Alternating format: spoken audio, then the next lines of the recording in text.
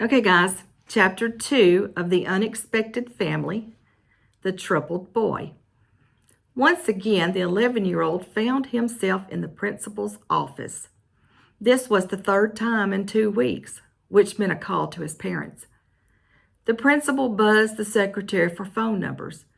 First, he tried the home number. No answer. When he discovered the mother's cell phone had been disconnected, he placed his hands to his face and rubbed his temples. He also inquired about the mother's job number.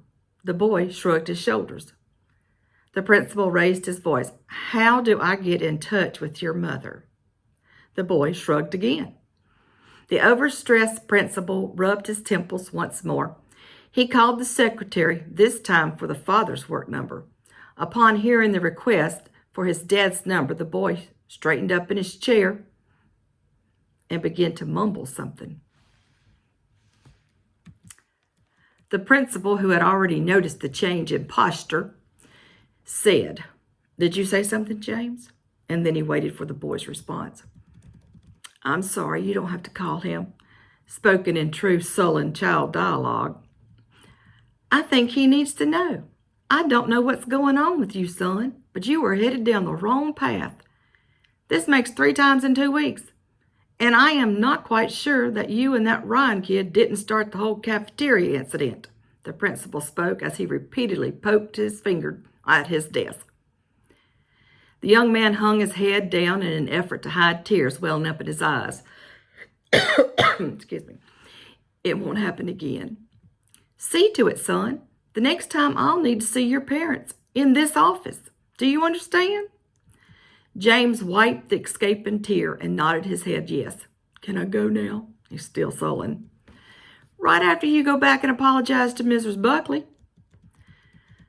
The ride home was not pleasant.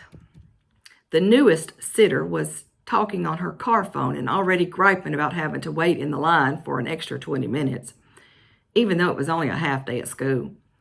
She would occasionally glare over in his direction.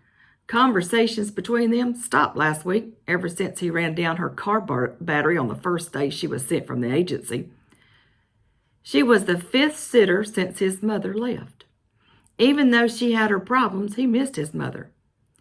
His parents would argue constantly about her drinking and the new friends she had been bringing around. James had agreed with his dad about the new friends. Once he witnessed one of them take his dad's watch. The guy denied the charges. His dad insisted she could not bring those people in his house again.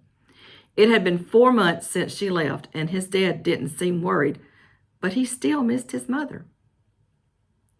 The new sitters were only there for the money.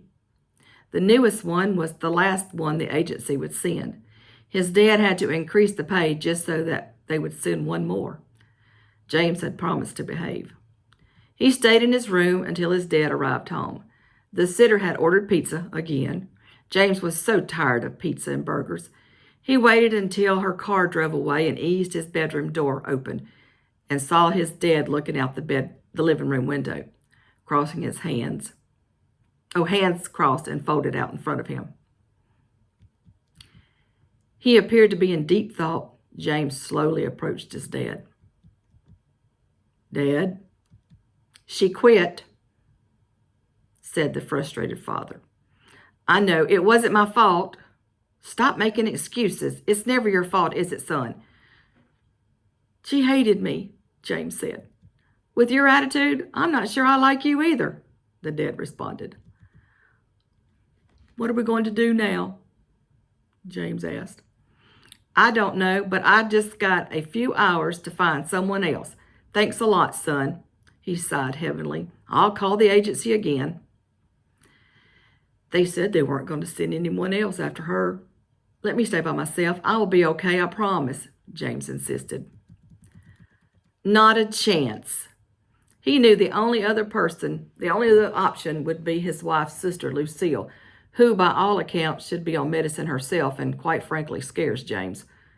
"Maybe we should give Aunt Lucille a call."